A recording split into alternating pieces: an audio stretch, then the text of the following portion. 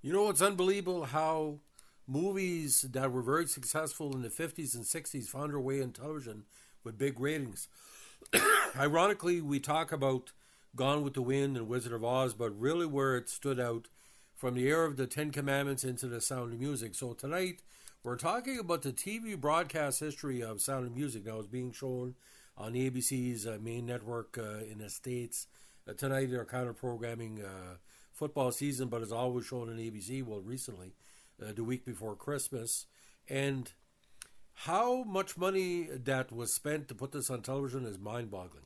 Now, the first American TV broadcast of the classic Sound of Music, which was turned to a cult film, was on February 29, 1976 on ABC, which paid $15 million, equivalent to $86 million in 2024.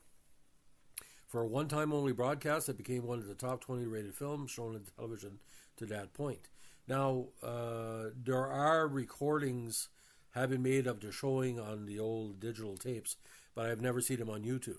Now, it had a Nielsen rating of 33.6 and an audience share of 49%. The film was not shown again until NBC acquired the broadcast rights in June 77, a year later, for $21.5 million for 20 showings over 22 years. The first NBC broadcast of the film was on February 11, 79. NBC continued to broadcast the film annually for 20 years. And I still don't know why there was a year and a half delay, but that has to do with programming.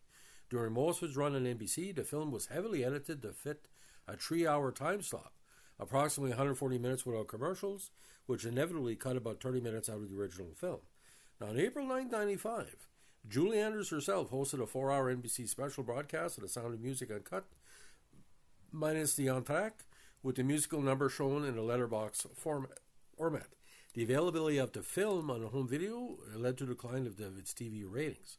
As a result, NBC let their contract to show the film lapse in 2001. That year, on November 30th, the film was broadcast one time on the Fox network in the heavily edited 140-minute version. Since 2002, the film has aired on ABC on a Sunday before Christmas, has been broadcast on its sister cable network Freeform, periodically around Easter and other holidays.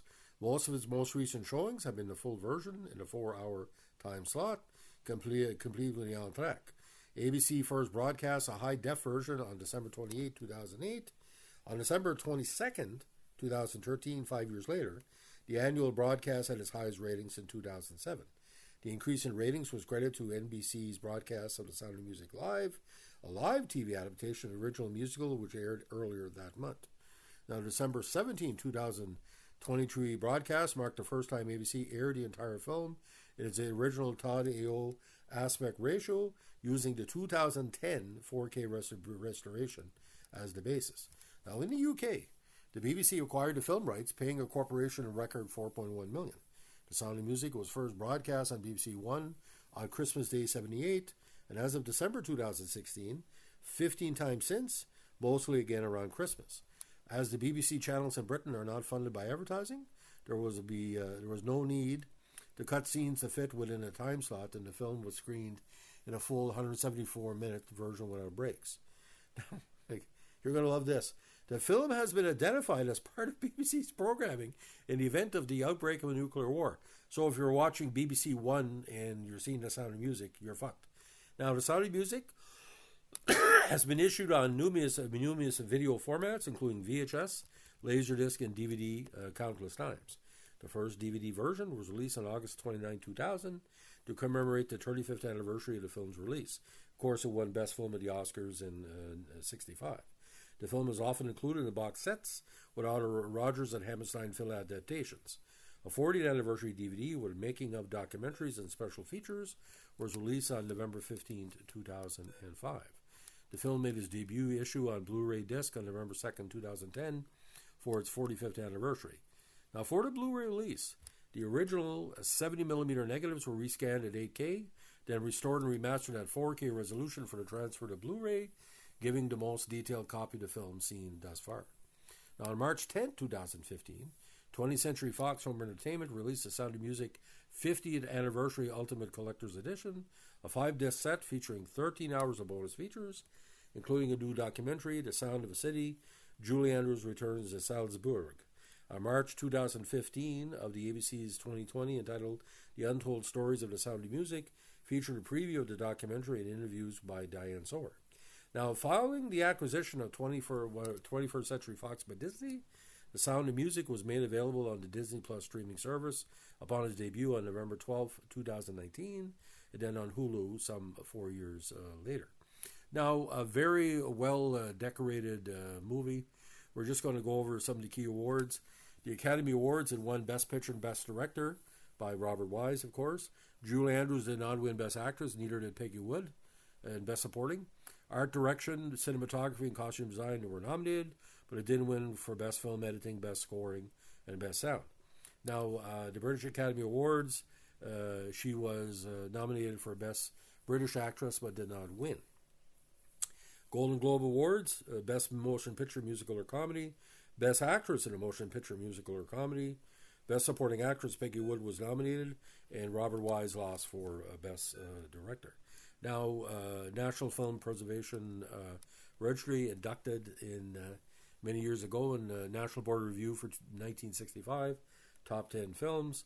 New York Film Critics, Best Actress, Writers Guild of America, second place.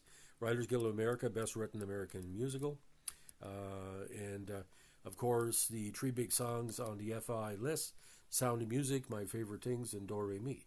Now, again, the idea about Julie Andrews, she said this many times, the movie itself has taken on a life of its own. It's become like a cult status where people can recount the lines and, obviously, like massive trivia, like a member of the Van Trapp family was married to Robert Urich. And it's kind of weird about this, ladies and gentlemen.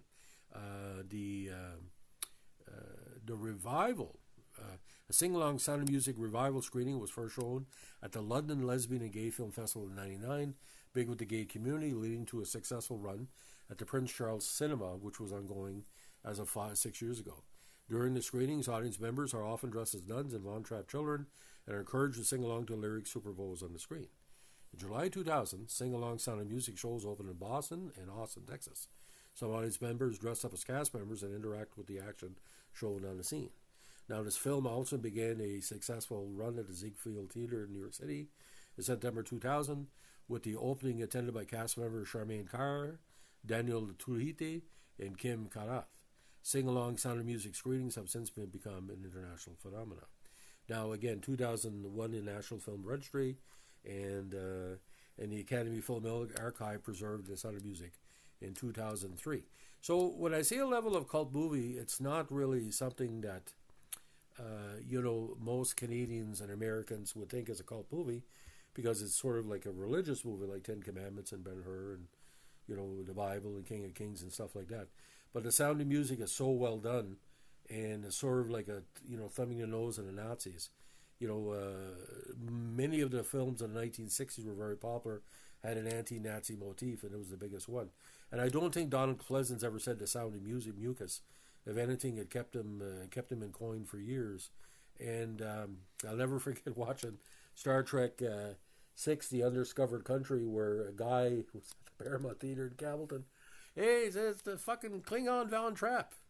You had to be there. Hilarious. So, ladies and gentlemen, it's our latest on our movie vintage, look back. If you like what we're doing here with our vintage movies, and don't forget, requests on our channel are highly appreciated. Followers like John Walsh and other great individuals, Ryan Thompson talk about baseball or vintage TV shows or movies you can't get in VHS or DVD anymore. Please let me know what you'd like to see from me doing a podcast. I'm doing this right now because I think it's quite interesting. Because Sound of Music, will be shown on ABC or NBC, and the main CTV network is not covering anymore. It's CTV2. The CTVs are kind of encompassed by football on the weekend. So this is it's a break for the viewers. So thanks for listening. Give us a like, comment, subscribe, or share. Bye.